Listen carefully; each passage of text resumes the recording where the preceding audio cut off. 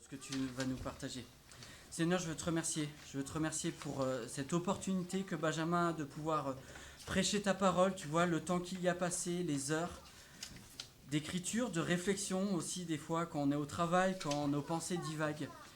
Ces pensées qui nous poussent à réfléchir à ta parole, à méditer dessus. Je te remercie pour ce travail qui a été accompli. Je te remercie pour voilà, le sérieux qu'il y a consacré aussi, Seigneur. Et je veux te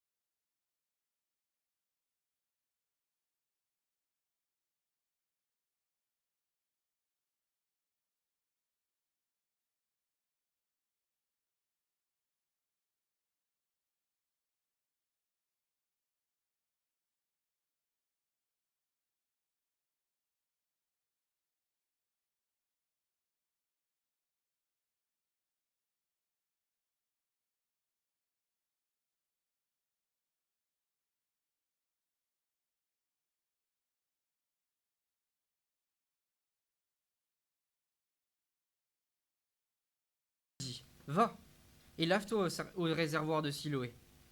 Il y alla, se lava et s'en retourna, voyant clair. Ses voisins et ceux qui auparavant l'avaient connu comme un mendiant disaient: N'est-ce pas celui qui se tenait assis et qui mendiait? Les uns disaient: C'est lui. D'autres disaient: Non, mais il lui ressemble. Et lui-même disait: C'est moi. Ils lui dirent donc: Comment tes yeux ont-ils été ouverts? Il répondit: L'homme qu'on appelle Jésus a fait de la boue, a oint mes yeux, et m'a dit: Va au réservoir de Siloé et lave-toi. J'y suis allé, je me suis lavé, et j'ai retrouvé la vue. Oui, j'ai retrouvé la vue.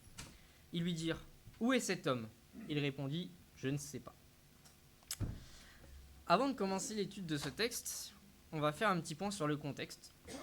L'une des particularités de l'évangile de Jean, c'est qu'il va présenter 7 miracles qui ne se trouvent que dans cet évangile. Est-ce que vous savez lesquels sont? Là, je me pose à vous, vous pouvez répondre. Est-ce que vous savez les 7 miracles que Jean va présenter qui ne sont pas dans les autres évangiles? L'eau en vin. Ouais. Rémi? Ouais. Ça fait 2. Il en manque 5. Ouais. Bon, celui-là, oui. Du coup. Il en manque 4.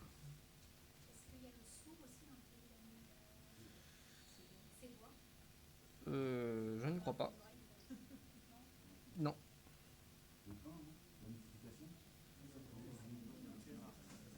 Alors, il y a une sorte de multiplication avec de la nourriture pour 5000 personnes. Il en manque 3. Personne? Non. Il y a la guérison d'un fils d'un officier. La marche sur l'eau. Et la résurrection de Lazare. Et oui. Donc, comme Joël l'a dit, on va étudier l'un de ces 7 miracles, qui est la guérison de l'aveugle-né. Et l'une des choses qui est claire dans l'évangile de Jean, c'est que nous connaissons ce qui l'a motivé à écrire cet évangile. Et il est très clairement dit en Jean 20, versets 30 et 31, « Ces choses ont été écrites afin que vous croyiez que Jésus est le Christ, le Fils de Dieu, et qu'en croyant, vous ayez la vie en son nom. » Donc c'est une particularité très spécifique qui émet vraiment l'idée de « c'est clair, j'écris pour cette raison ». Allez, on va commencer l'étude. Du coup, en reprenant les versets 1 et 2, donc je vais relire. « Jésus vit en passant un aveugle né de naissance. Ses disciples lui firent cette question. « Rabbi, qui a péché, cet homme ou ses parents, pour qu'il soit né aveugle ?» Jean nous présente une situation où Jésus est avec ses disciples. Et ces derniers vont avoir une question qui est plutôt particulière. Rabbi, qui a péché, cet homme, ses parents, pour qu'il soit né aveugle? Bien que cette question paraisse banale, on se rend compte que les disciples attendent une réponse claire et précise. Si je vous pose une question dans le même style, avec telle chose ou telle chose, j'attends une réponse claire. Soit l'un, soit l'autre. Soit blanc, soit noir, soit 0, soit 1. C'est quelque chose que j'attends qui va être précis. Je veux pas d'autres réponses. Par ailleurs, l'homme dont on parle dans ce passage est défini par un aspect de sa vie. Il n'est pas défini par son nom comme on le ferait aujourd'hui. Si je veux parler de Paul, je vais l'appeler Paul. Je ne vais pas le qualifier par un attrait physique. Mais dans ce cas-là, on parle bien d'un aveugle de naissance. On le définit par un handicap, par un aspect physique justement. C'est un peu comme si on parlait de quelqu'un en fauteuil et on dit l'handicapé. C'est très péjoratif de parler de quelqu'un comme ça. Mais c'était comme ça qu'étaient définis les gens à l'époque qui avaient des handicaps. On va faire un petit peu d'histoire, parce que je me suis pas mal renseigné sur les conditions de vie à l'époque. Et est-ce que vous savez comment étaient traitées les personnes porteuses de handicap à l'époque? Quelle était leur voie? Ouais. Comme des fous. Ouais. Ils étaient enfermés dans des hôpitaux psychiatriques. Pas tous, mais pour la plupart, ça pouvait être le cas, ouais. Ouais. Elles étaient rejetées par leur famille, par leurs amis. C'était une vie qui était plus que compliquée parce qu'on se retrouvait seul dans la rue. Et comme on peut le voir dans le texte, la plupart du temps, ils étaient mendiants et ne pouvaient pas prétendre à un métier. Même s'ils avaient les capacités de le faire, s'ils étaient handicapés, ils ne pouvaient pas prétendre à un métier.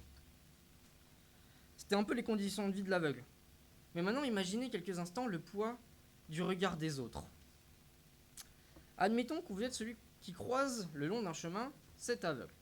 Il serait normal pour vous de dire « béni soit le juste juge » en direction de cet aveugle.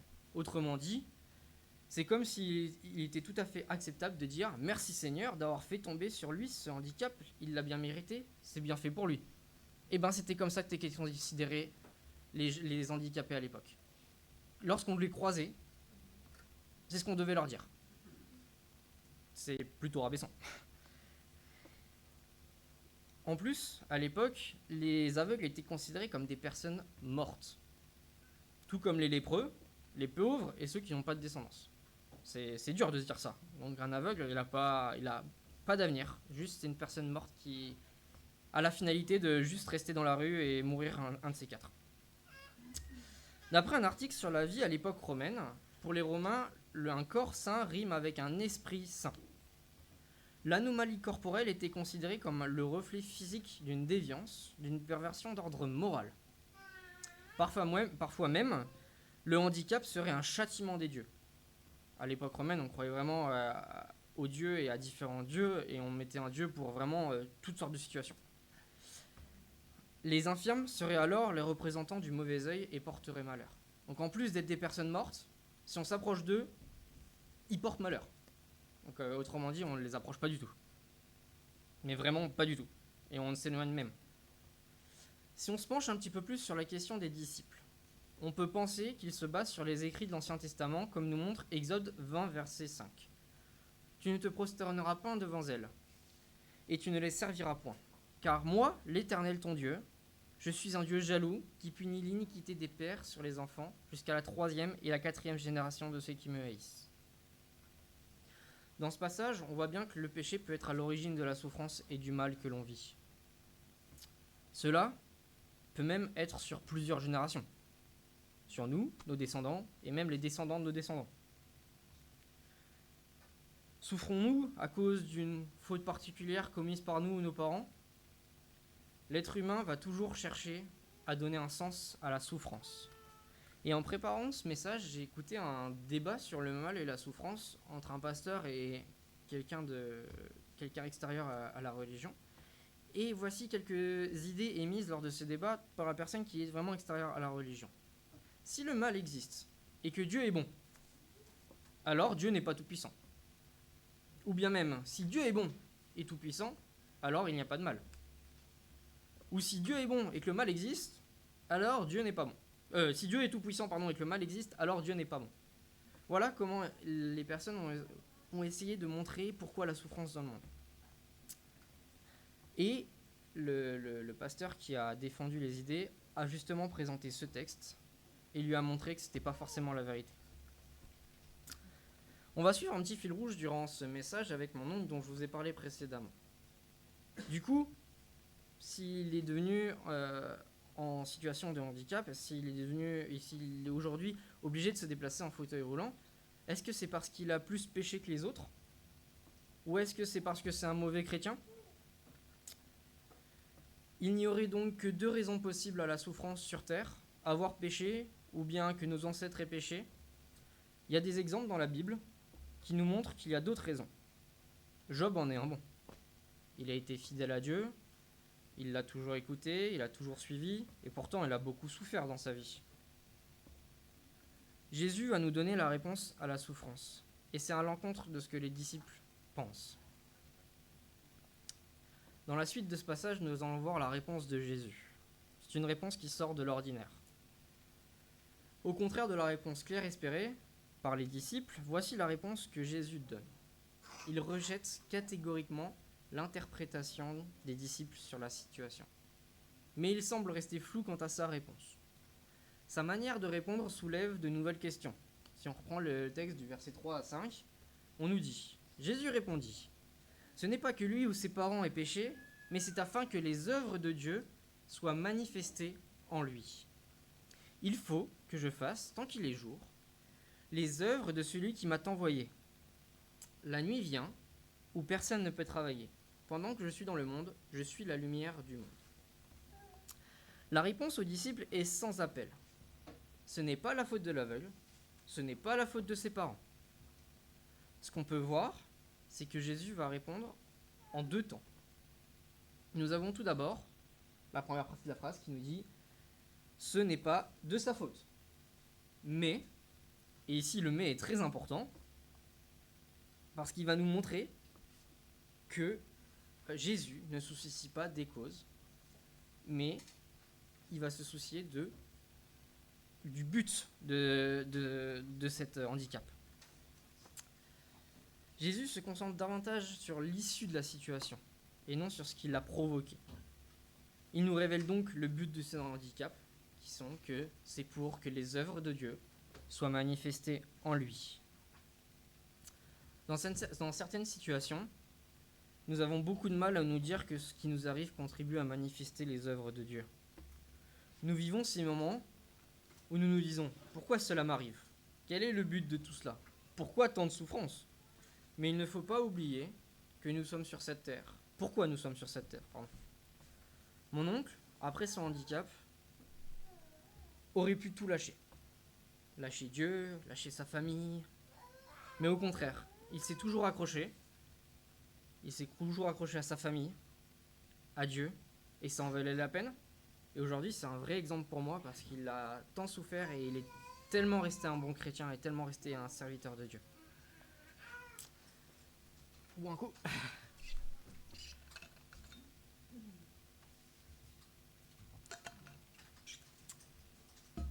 Jésus ne perd pas en tête le but de son passage sur terre. Il sait bien qu'il doit faire les œuvres du Père tant qu'il est encore là. On remarque un bon contraste dans ce passage entre le jour et la nuit. Lorsque Jésus dit cette phrase et parle du jour, ce n'est pas vraiment de la journée qu'il parle, mais bien de son passage sur terre. Cette expression ne signifie pas que Jésus cessera d'être la lumière du monde après son ascension. Toutefois, sa lumière brilla de plus bel éclat lors de son passage sur terre. Jésus est la lumière du monde. Il nous le dit clairement dans ce passage. Il le dit devant tout le monde, tous ses disciples. Cependant, il n'est pas que la lumière du monde d'un point de vue spirituel. Il va être aussi la lumière de nos yeux sur terre. Dans ce passage, nous pouvons voir les oppositions entre la lumière et les ténèbres, le jour et la nuit. Et même lors de la guérison de cet aveugle, qui est littéralement dans le noir, il ne voit rien, il va découvrir la lumière pour la toute première fois grâce à Jésus. Et nous devons réaliser ceci. Sans Jésus, nous sommes autant dans les ténèbres que cet aveugle. Jésus est et sera la lumière de nos vies, de nos yeux quand nous sommes aveuglés. On m'a souvent répété cette expression, l'amour rend aveugle. Et ben moi j'aimerais dire, c'est pas vrai. Au contraire, c'est l'amour de Dieu c'est grâce à l'amour de Dieu, que nous pouvons avoir la vie éternelle. Nous pouvons voir la beauté de sa création et voir ce qu'il fait jour après jour dans nos vies. Combien de fois dans ma vie j'ai été sur le chemin dans les ténèbres à ne plus savoir où aller, ne plus savoir où avancer, me prendre des cailloux, tomber et essayer de me relever mais dans le noir. Je sais pas si vous avez déjà eu cette sensation, mais c'est un peu la nuit, si jamais, je sais quand j'étais enfant ça m'arrivait souvent, de me retourner dans mon lit. Et je me souvenais plus du tout où j'étais. Vraiment, un trou noir total. Et bah là c'est à peu près pareil. On est dans le noir, on sait plus où on est. Mais Jésus est là. Il m'a éclairé et il a éclairé le bon chemin pour que je puisse continuer à avancer avec lui. Par cette situation, Jésus nous montre comment nous pouvons traverser nos souffrances. Il nous pousse à ne plus réfléchir aux raisons de nos souffrances, mais à chercher à avancer avec lui pour que dans nos faiblesses, nous puissions continuer à avancer. Après avoir répondu aux disciples, Jésus passe à l'action. Ça y est, donc on a vu la question des disciples, la réponse de Jésus qui va être pas très claire, qui va pas être ce qui est attendu, et maintenant on va avoir l'action. Donc, Jésus va décider de faire un miracle et de guérir cet aveugle. On va voir au verset 6 et 7. Après avoir dit cela, il cracha à terre et fit de la boue avec sa salive. Puis, il appliqua cette boue sur les yeux de l'aveugle et lui dit : « Va et lave-toi au réservoir de Siloé. » Il y alla et s'en retourna voyant clair. C'est une manière très originale que Jésus utilise pour guérir cet aveugle. Il crache par terre pour ensuite appliquer de la boue sur les yeux de l'aveugle. Pourquoi il crache par terre ? Pourquoi utiliser du crachat ? Et après, pourquoi appliquer de la boue sur les yeux de cet homme ? Il aurait pas pu juste le toucher et ses yeux se seraient ouverts ? Du coup, j'ai fait mes petites recherches parce que j'aime pas rester avec des questions sans réponse. Et du coup, j'ai vu qu'à l'époque, la salive était considérée comme un médicament pour les yeux. Donc voilà, il utilise du crachat pour guérir les yeux. À l'époque, c'était quelque chose d'important et ça le faisait aussi. Et du coup, pourquoi utiliser de la boue? Pourquoi, au pire, ne pas juste lui cracher sur le visage et puis voilà quoi. Du coup, bah, j'ai regardé et en fait, Dieu au commencement, en Genèse 2, verset 7, a façonné l'homme avec de la boue et de la poussière. Il est possible que dans ce cas, Jésus ait utilisé de la boue pour façonner, entre guillemets, des nouveaux yeux à cet homme. Jésus, lors de la guérison de cet homme, va laisser le choix à cet aveugle né qui ne sait pas à qui il a affaire. Jésus va lui donner un mode d'emploi, va lui dire « Va faire ça et tes yeux guériront, mais tu fais ce que tu veux. » L'homme aurait bien pu ne pas suivre les indications de Jésus, aller s'essuyer au plus proche et dire bah de toute façon c'est un fou, quelqu'un vient me mettre de la boue sur les yeux, ça va me guérir, faut arrêter de me prendre pour je ne sais quoi. Jésus va nous laisser toujours le choix de le suivre ou non. Il ne nous convertit pas de force, et c'est parce que nous avons appris à le connaître que nous voulons le suivre. C'est parce que nous savons qu'il nous aime et qu'il veut le meilleur pour nous que nous avons décidé de le suivre. Jésus va donc dire à cet homme aveugle d'aller au réservoir de Siloé. Du coup, comme écrit sur le PowerPoint, Siloé signifie envoyé. C'est l'envoyé qui va rendre la vue aux aveugles en d'autres termes. En d'autres termes, on pourrait dire que c'est Jésus qui est venu sur terre pour nous redonner la vue. Jésus envoie cet aveugle pour le guérir, il ne l'envoie pas n'importe où. L'eau du réservoir était très importante à l'époque, puisqu'elle servait au rite des ablutions à la fête des tabernacles. Est-ce que l'un d'entre vous sait en quoi consistent ces rites? Et là, je m'adresse à vous, est-ce que vous savez ce que c'est ces rites?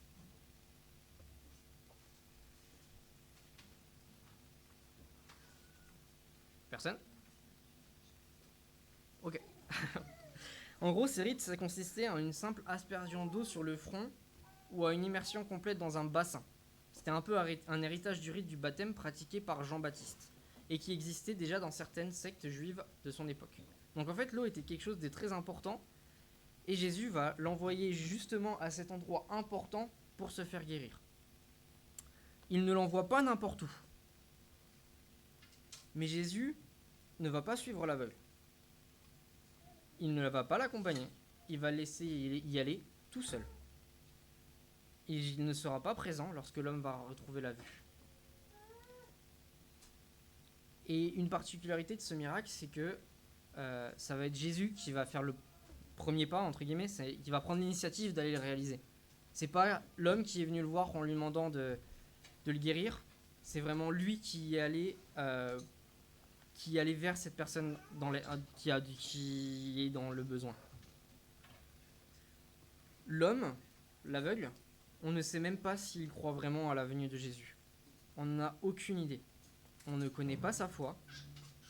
Et pourtant, cela ne va pas empêcher l'aveugle d'être guéri.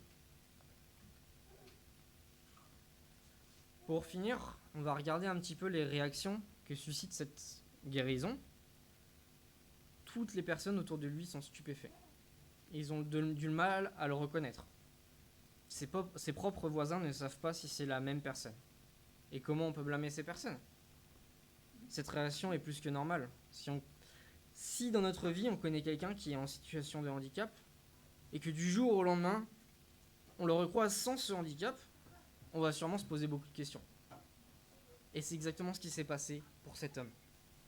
On lui a posé plein de questions pour savoir ce qui s'était passé, le pourquoi, comment, qui. Même lui ne comprend pas vraiment ce qui lui est arrivé. Il ne sait pas à quoi ressemble Jésus, et il ne l'a pas vu. Il l'a juste entendu. Il connaît un nom, l'homme qu'on appelle Jésus. Par la suite, il répond de manière très factuelle. Il m'est arrivé ça, on m'a demandé ça, et puis finalement, je suis guéri. un petit peu bizarre. C'est pas forcément la réponse attendue par le peuple autour de lui. Jésus, en faisant ce miracle à la vue de tout le monde, va non seulement montrer la puissance de Dieu, mais il va aider cet homme dans la vie qu'il attend pour le futur. Il n'est plus aveugle de naissance. Il n'est plus mendiant. Il devient une véritable personne. On ne pourra plus le qualifier par son handicap, vu qu'il n'existe plus son handicap. Il va être guéri aux yeux du monde et aux yeux de Dieu. Et c'est très important pour la société à l'époque de bien retrouver une identité. Parce que grâce à cette guérison, grâce à cette reconstruction d'identité que Jésus va lui faire, il va pouvoir retrouver un travail, il va pouvoir retrouver un équilibre de vie, des fréquentations, des relations, tout court. Il ne sera plus porteur du malheur. Il sera devenu un homme comme les autres. Nous avons donc un aveugle qui ne connaît pas Jésus, mais qui va être guéri. Le prochain message de Kemuel va nous montrer comment peu à peu, cet homme va connaître Jésus jusqu'à avoir la foi. Mais avant d'attendre la suite, on voit que Jésus se révèle à nous comme il s'est révélé à l'aveugle. C'est lui qui prend les initiatives de se faire connaître peu à peu.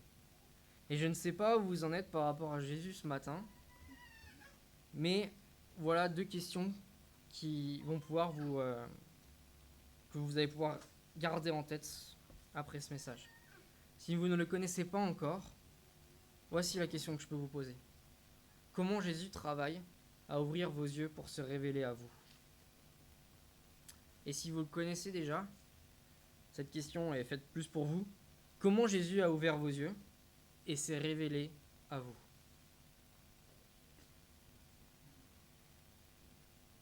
Ces 2 questions, c'est les 2 choses que j'aimerais que vous reteniez ce matin. C'est vraiment quelque chose qui est...